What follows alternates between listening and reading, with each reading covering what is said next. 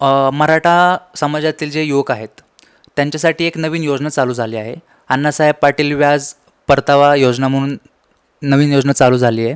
तर त्या मराठा समाजातील युवकांना त्याचा मोठ्या प्रमाणामध्ये फायदा होतो आहे. कारण त्यांना व्यावसायिक जे कर्ज आहे त्यांना मोठ्या प्रमाणात मिळत आहे. तर याबद्दल तुम्ही काय सांगाल?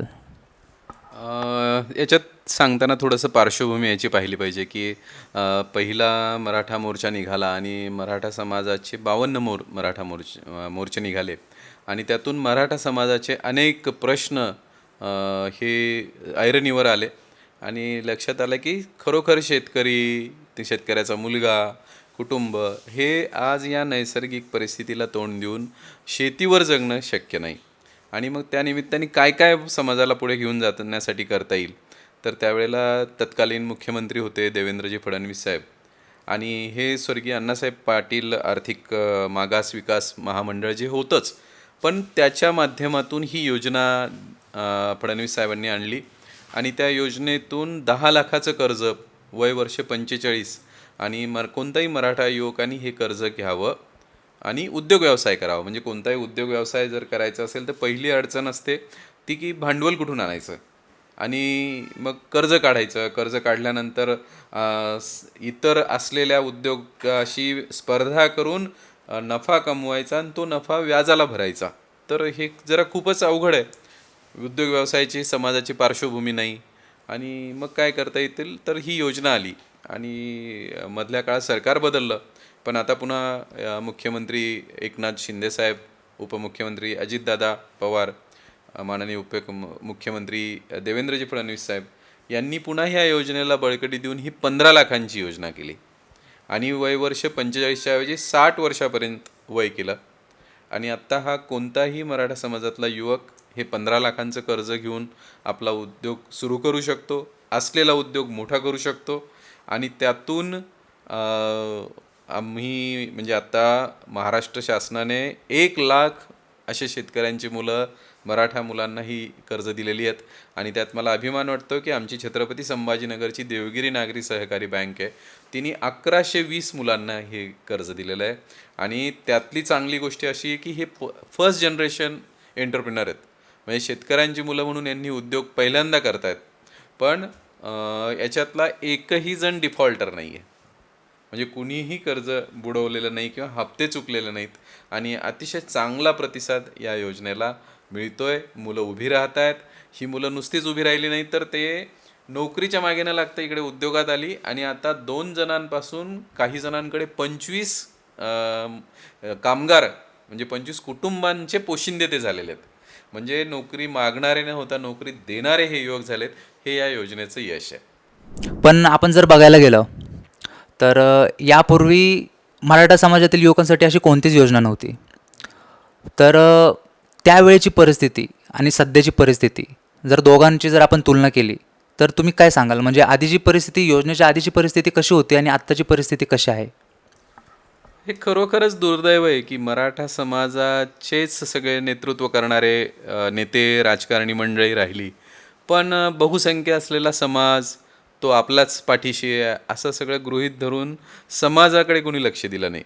आणि शेतकरी पण शेतकी 10 एकर होती, 2 भाऊ आहेत तर 5 एकर झाली, त्यांची मुलं झाले म्हणून 2.5 एकर झाली. क्षेत्र कमी होत गेलं. क्षेत्र कमी होत गेलं, त्यांनी दुसरं काही त्यातून उत्पन्न नाही. शेतमाल कमी निघाला तर भाव मिळत नाही. अशा दुष्टचक्रातून तो शेतकरी बाहेरच नाही पडला. आणि म्हणायला प्रतिनिधी स्वरूपात मोठी नेते, काही 4 माणसं मोठी दिसत आहेत, पण गावच्या गावं जर बघितली तर मराठा समाजाची आहेत.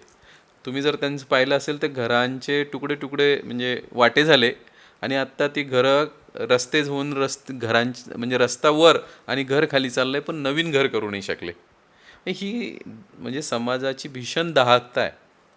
आणि तशा याच्यामध्ये काही ना काही ह्या युवकांना म्हणजे आत्ता शेतीवर अवलंबून आहेत, मग आर्थिक सुबत्ता नाही म्हणून शिक्षण नाही, शिक्षण नाही म्हणून मग लग्न नाही, ग्रामीण भागात मुली राहायला तयार नाहीत.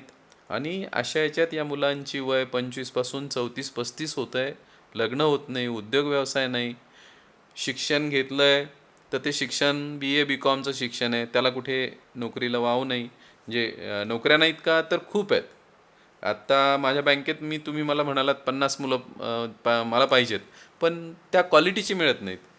मग अशा वेळेला ह्या युवकांनी करायचं काय?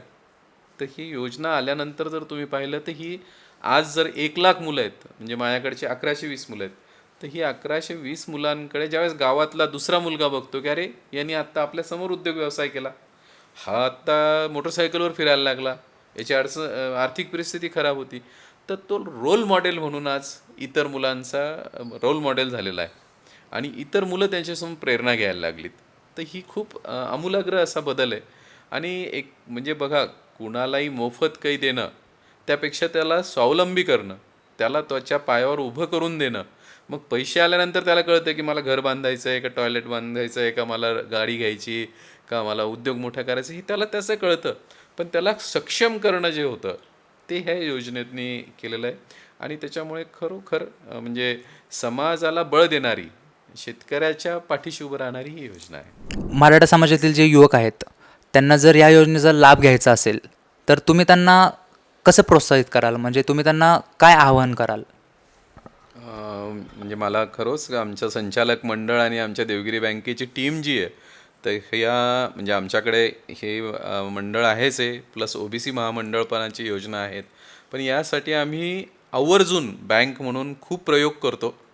म्हणजे आत्ता ज्या मुलांनी कर्ज घेतलेत त्यांचे छोटे छोटे व्हिडिओ, आम्ही प्रेरणादायी व्हिडिओ बनवलेत, ते आमच्या वेबसाईटवर शेअर करतो, त्यांना देतो.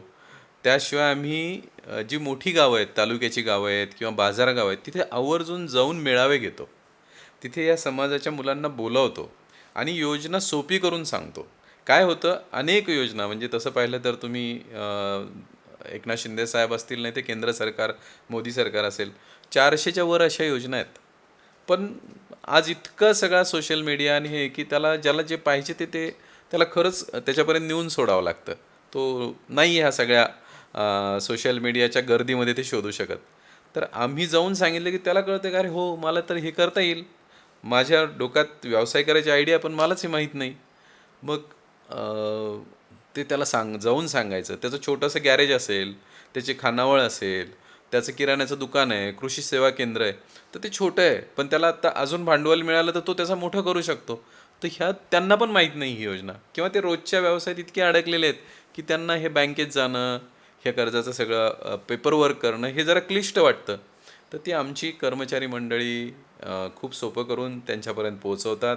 असे 100-100 जणांचे आम्ही जिल्हाभरामध्ये असे आत्तापर्यंत 22-25 मेळावे आम्ही केलेत, अजूनही चालू आहेत. आणि त्याच्यातून ह्या युवकांना बोलून ही योजना त्यांच्यापर्यंत पोहोचवतो. त्यांच्यासमोर गावातले 4 जण कुणीतरी आमचे उद्योग करणारे असतात, त्यांना आम्ही त्यांची सक्सेस स्टोरी त्यांच्यासमोर ठेवतो. ते स्वतःचा अनुभव सांगतात की मी बेरोजगार होतो, मला काही नव्हतं, देवगिरी बँकेमुळे मला महाराष्ट्र शासनामुळे या महामंडळातून कर्ज मिळालं आणि मी आत्ता स्वयंभू झालो आहे. तर हे ज्यावेळेस अभिमानाने तो सांगतो त्यावेळेस युवकांमध्ये पोटेन्शियल आहे.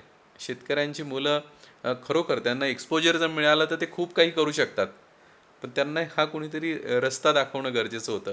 मला वाटतं या महामंडळाच्या माध्यमातून ते महाराष्ट्र शासनाने केलेलं आहे आणि खूप चांगलं यश याला मिळत आहे. यातलं मी एक सांगेल की खरोखरच म्हणजे असलेले उद्योजक आणि म्हणजे आम्ही याच्या पुढे जाऊन या सगळ्या 1200 युवकांचे छोटे छोटे गट केले आणि त्या गटांना म्हणजे समजा कृषी सेवा केंद्राचे माझ्याकडे 200 जण असतील कर्ज घेणारे, तर मी त्यातले 50-50चा एक ग्रुप केला आणि त्या 50 जणांनी आता छान व्यवसाय करतायत, नफा कमवत आहेत. पण पुढे कसं जायचं हे त्यांना अजून नाही कळत ना त्यातलं. मग आम्ही त्या 50 जणांचं हॉटेलमध्ये टेबल कॉन्फरन्स केली आणि एक दिवसभराचं वर्कशॉप केलं की आता तुम्ही मोठे व्हा अजून. मग त्यासाठी इन्कम टॅक्स किंवा बॅलन्स शीटचे काय विषय असतील, मग त्यांना CA सापडत नाही, मग आम्ही CAला आणून त्याचं गायडन्स दिलं.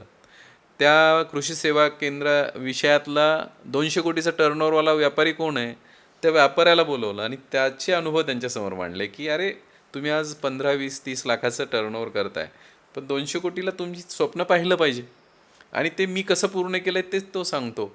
अशी त्यांच्या भेटी करून त्यांना पुढे जाण्यासाठी आम्ही उत्तेजित करतो आहे. आणि खरोखर आज ही मुलं समाजाला रोजगार देत आहेत, रोजगार निर्मिती करत आहेत. हे सगळ्या जातींमध्ये हे घडलं पाहिजे आणि ते घडण्यासाठी आत्ताचं महाराष्ट्र शासन खूप सगळ्या जातींसाठी हा विषय घेऊन येतं आहे, ही आपल्यासाठी सर्वांसाठी खूप चांगली गोष्ट आहे. की तुम्ही जे आता या समाजासाठी जे करताय, तर तुम्हाला हे सगळं करण्यासाठी प्रोत्साहन कुठून येतं? म्हणजे आमची राष्ट्रीय स्वयंसेवक संघ विचारांची बँक आहे आणि समाजातल्या कोणत्याही बिंदूसाठी, कोणत्याही घटकासाठी पारदर्शकपणे काम करणं हा त्यातला आमच्या संस्थेचा, देवगिरी बँकेचा उद्देश आहे.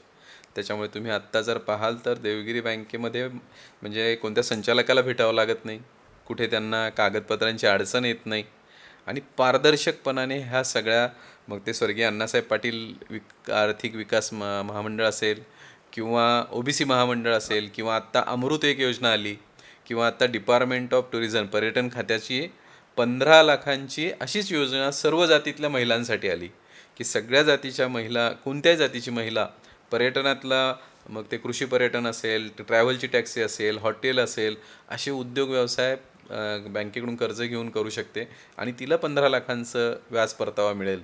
अशा ह्या सगळ्या योजना आम्ही एक समाज उभा करावा या बांधिलकीतून सरकारकडून मागून घेतो आणि त्यांच्यापर्यंत पोहोचवण्यासाठी स्वतःहून सगळे एफर्ट्स बँकेचे सगळे कर्मचारी आणि संचालक मंडळ घेतं आणि आपण समाजाशी बांधलेलो आहोत आणि समाजातला कोणताही घटक हा प्रोडक्शनमध्ये उत्पादनक्षम झाला तर आपल्या देशाची GDP वाढेल. टाटा बिर्लांनी फक्त काम करून GDP वाढत नसतो, तर समाजातला तुम्ही, मी, प्रत्येकाने काही ना काही व्यवसाय केला तर GDP वाढतो. तर हे राष्ट्रीय कर्तव्य म्हणून आम्ही सगळे त्या भावनेतून करतो आणि त्याचं खूप चांगलं यश आम्हाला मिळतं आहे. अजून खूप पळायची गरज आहे हेही जाणवतं आहे, पण करू अजून.